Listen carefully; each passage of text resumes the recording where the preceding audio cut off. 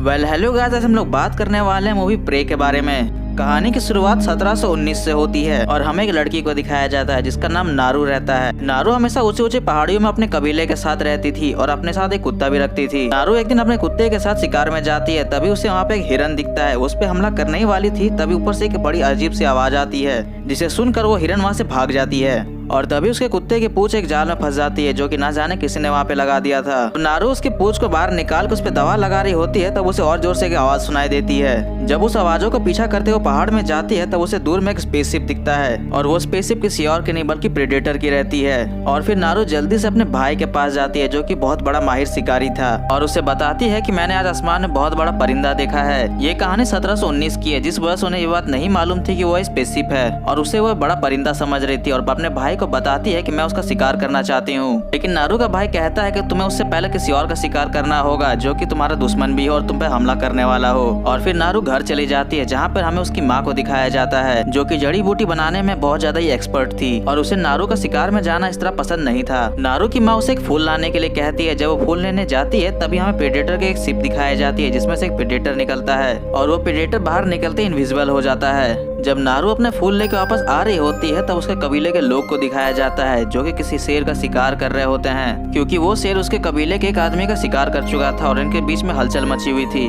लेकिन फिर उनके बीच में नारू आ जाती है और उन्हें अपने साथ ले जाने को कहती है। वो लोग नारू को अपने साथ ले जाने से मना कर देते हैं। तो फिर नारू का भाई कहता है कि अगर हमें वो आदमी मिला तो बहुत जख्मी हालत में होगा और नारू दवाइयों को बहुत अच्छे से जानती है, ये हमारी काम आ सकती है। तो फिर ये सुनकर सब लोग उसे अपने साथ ले जाते हैं और फिर हमें लाइफ साइकिल को दिखाया जाता है जहाँ पर एक चींटी को एक चूहा खा लेता है और चूहे को एक सांप खा लेता है और सांप को एक प्रेडेटर मार देता है और इन कबीलों वालों को अपना साथी बहुत जख्मी हालत में मिलता है। नारू उसके शरीर में दवा लगाती है और उसे एक पीला फूल खिला देती है जिसके बाद उसका पूरा शरीर ठंडा होने लगता है ताकि उसका शरीर से बहता हुआ खून रुक जाए। जब वो लोग वापस अपने कबीले में जा रहे होते हैं तब नारू का भाई कहता है कि तुम लोग आगे जाओ, मैं उस शेर को ढूंढने के लिए जा रहा हूँ। नारू उसके साथ जाने की जिद करती है लेकिन नारू का भाई उसे अपने साथ नहीं लेके जाता है और नारू जब अपने कबीले में वापस जा रही होती है तब उसे वहाँ पे एक सांप का एक टुकड़ा दिखता है जिसे उस प्रेडेटर ने मारा था और उसे वहाँ पे बहुत बड़े पैरों के निशान भी मिलते हैं और वो देखती है कि पेड़ों के ऊपर भी खून लगे हुए हैं। वो समझ जाती है कि कोई बड़ा जानवर जंगल में आ चुका है और अपने भाई को आगाह करने के लिए वहाँ से निकल जाती है और इसे रास्ते में इसका भाई मिल जाता है और उसके साथ उसका एक कबीले का दोस्त भी मिलता है। नारू उस पैरों के निशान के बारे में अपने भाई को बताती है लेकिन उसका भाई बताता है कि हम शेर की गुफा के आगे आ चुके हैं और जरा से लापरवाही हमारी जान ले सकती है, इस वजह से हम इसके बारे में बाद में बात करेंगे।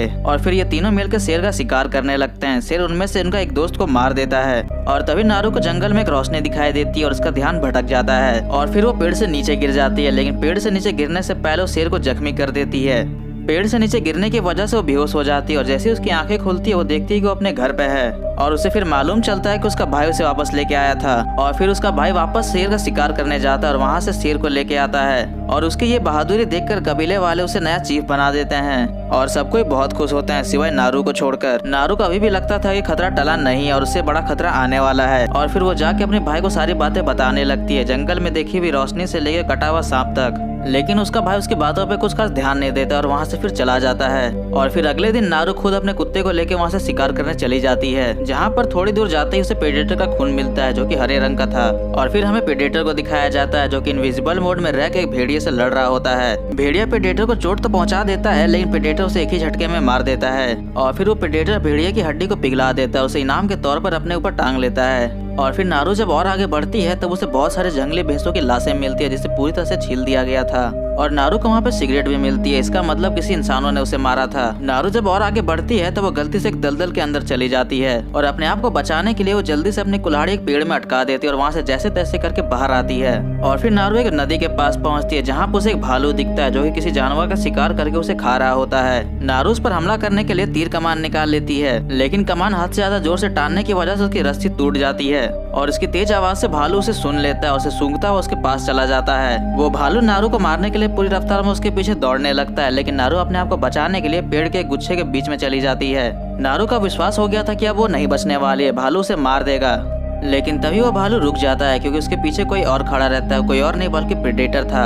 और फिर प्रेडेटर और भालू आपस में लड़ने लगते हैं जहाँ पे प्रेडेटर को भी काफी चोट लगती है, उसका खून भी निकलने लगता है और लास्ट में गुस्से में आके प्रेडेटर बहुत कसके से पंच मारता है और भालू वहीं पे बेहोश होकर गिर जाता है और फिर प्रेडेटर भालू को अपने ऊपर उठा लेता है और उसे बीच से फाड़ देता है और भालू का सारा खून प्रेडेटर के ऊपर गिर जाता है और प्रेडेटर फिर विजिबल हो जाता है, जिसे देखकर नारू बहुत ज्यादा डर जाती है और वहाँ से पानी के सहारे वहाँ से भाग जाती है। और नदी किनारों से उसे कबीले के दोस्त मिलते हैं जो कि उसके भाई ने उसे ढूंढने के लिए भेजा था, और वो उन लोगों को प्रेडेटर के बारे में बताती है, लेकिन कोई भी उसके बातों पे कुछ खास विश्वास नहीं करता है। जब नारू की बातों में कोई विश्वास नहीं करता है तब वो गुस्से में वहाँ से जाने लगती है। तब एक लड़का उसे रोकने की कोशिश करता है तो फिर नारू उससे ही लड़ने लगती है। तो फिर लास्ट में वो लड़का गुस्से में आकर उसे पेड़ से बांध देता है ताकि वो वापस जंगल में ना जा सके। और प्रेडेटर इन सबको ऊपर से देख रहा होता है, और प्रेडेटर जब इन सब के हाथ में हथियार देखता है तो फिर वो एक एक करके इन पर भी हमला करने लगता है। प्रेडेटर इनविजिबल रहता है जिस वजह से ये लोग उसे नहीं देख पाते हैं, लेकिन फिर भी ये लोग अंदाजे से उसे एक तीर मार देते हैं और वो फिर हल्का हल्का लोगों को दिखाई देने लगता है और वो एक एक करके सबको मारने लगता है जिनके हाथों में हथियार रहता है। नारू इस मौके का फायदा उठा लेती है और जाके अपने हाथ की रस्सियां खोल लेती है और घास के एक मैदान में जाके लेट जाती है जहाँ पे उसका एक साथी भी रहता है।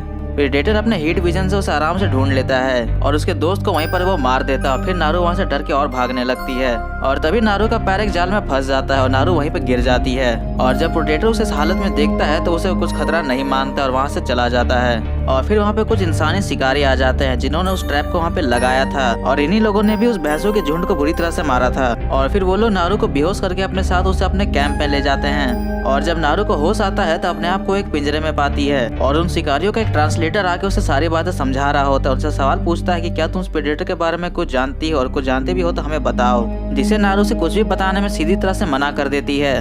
तभी उन शिकारियों का लीडर उसका भाई को दिखाता है जो कि बहुत बुरी हालत में था, और फिर नारू की आंखों के सामने उसे टॉर्चर करने लगता है, जिसे देख के नारू बहुत चिल्लाती है। उसके बाद वो शिकारी उन दोनों को एक पेड़ से बांध देता है एक चारे की तरह, ताकि जैसे उन्हें मारने के लिए प्रेडेटर आगे आए वो उसका शिकार कर सके। और फिर वहाँ पे प्रेडेटर आता है पूरे विजिबल मोड में, और नारू अपने भाई को बताती है कि हमें डरने की कोई जरूरत नहीं है क्योंकि ये सिर्फ तभी हमला करेगा जब आपके हाथ में हथियार हो। और फिर नारू का भाई उसे कहता है अगर तुम इसे जख्मी कर दो जैसे तुमने उस शेर को किया था तो मैं इसका शिकार आराम से कर दूंगा। उन शिकारियों ने उसके लिए वहाँ पे ट्रैप लगा रखा था और प्रेडेटर का एक पैर ट्रैप में फंस जाता है। और प्रेडेटर को ये देख के बहुत ज्यादा गुस्सा आता है और एक एक करके सबको बहुत बेरहमी से मारने लगता है। और उसी लड़ाई के बीच में नारू एक ट्रैप से अपने हाथ की रस्सियां खोल लेती है और अपने भाई को भी आजाद कर देती है। नारू का भाई कहता है कि मैं जल्दी से जाके घोड़े को लेके आता हूँ ताकि हम दोनों यहाँ से जल्दी निकल सके। और नारू वापस कैंप में चले जाते हैं क्योंकि उसका डॉग वहीं पर रहता है। और प्रेडेटर वहाँ पे अपने हाथ में लगा हुआ डिवाइस उसे एक्टिवेट करके वहाँ से चला जाता है और फिर वहाँ पे एक ब्लास्ट होता है और सभी लोग मारे जाते हैं। नारू जब कैंप में पहुँचती है तो वहाँ पे कुछ शिकारी रहते हैं, उसे वो मार कर अपने डॉगी का रस्सियां खोल देती है और उसे अपने भाई के पास जाने को कहती है। और तभी वहाँ पे ट्रांसलेटर आ जाता है जो कि प्रेडेटर के हमले से बच गया था। ट्रांसलेटर उसे कहता है कि मैं तुम्हें अपनी बंदूक दे दूंगा, बदले में तुम मेरा इलाज कर दो। फिर नारू उसका इलाज करने लगती है और उसे वही फूल खिलाती है जिससे शरीर पूरा ठंडा पड़ जाता है। और तभी यहाँ पे प्रेडेटर आ जाता है, लेकिन ट्रांसलेटर का शरीर पूरी तरह से ठंडा पड़ चुका था जिस वजह से अपने हीट वजन से उसे वो नहीं देख पाता है। और जब प्रेडेटर वहाँ से जा रहा होता है तब वो गलती से उसकी पैर में पैर रख देता है और ट्रांसलेटर की चीखें निकल आती है। और इस बार प्रेडेटर उसे नहीं छोड़ता, उसे जान से मार देता है। और तभी वह नारू का भाई आगे प्रेडेटर के सर पे हमला कर देता है और उसका मास्क खुल के वहीं पे गिर जाता है। उसका मास्क गिरने की वजह से उसका लेजर लाइट सीधा पेड़ में जा रहा होता है। और जब प्रेडेटर उसे अपनी गन से शूट करता है तब सारे तीर मुड़ जाता है और जाके पेड़ में लगने लगता है जिस और रेजर भी इशारा कर रहा था। ये देखकर नारू समझ जाते हैं कि प्रेडेटर का हथियार कैसे काम करता है। नारू ट्रांसलेटर के द्वारा दी हुई बंदूक को इस्तेमाल करती है लेकिन वो काम नहीं करती है। और नारू का भाई जब प्रेडेटर को हद से ज्यादा मारने लगता है तब प्रेडेटर इनविजिबल मोड में चला जाता है और फिर नारू के भाई को पकड़ के उसे बहुत बेरहमी से मार देता है। नारू ये देख के बहुत ज्यादा डर जाती है और वहाँ से फिर भाग के नदी किनारे चल जाती है जहाँ पे उसे एक शिकारी देखता है जो कि बच गया था। वो उसे बेहोश करके उसके पैर काट देती है, उसे चारे की तरह इस्तेमाल करने लगती है। और फिर नारू वही फूल वाली जड़ी बूटी खा लेती है जिससे उसका शरीर पूरी तरह से ठंडा हो जाता है। और फिर जब प्रेडेटर वहाँ पे आता है तब उसे वहाँ पे नारू नहीं दिखती है, मात्र उसे शिकारी दिखता है। जब वो शिकारी को मार रहा होता है तब नारू पीछे से आती है, उस पर हमला कर देती है और फिर उसका गिरा हुआ हेलमेट लेके अपने साथ एक जगह चली जाती है। नारू प्रेडेटर को पूरी तरह से समझने लग गई थी तो उसके लिए वो एक जाल बिछाती है। और प्रेडेटर जब नारू के लिए आता है तो उसे अपने जाल में फंसा कर उसे फिर लड़ने लगती है। और लास्ट में जब प्रेडेटर को समझ नहीं आता है तो उसके लिए अपना गन पॉइंट करता है, लेकिन उसका निशाना उसी के सर पे रहता है। नारू को ये चीज मालूम था कि जिस और उसका हेलमेट निशाना दिखाता है उसी और उसका तीर भी जाता है।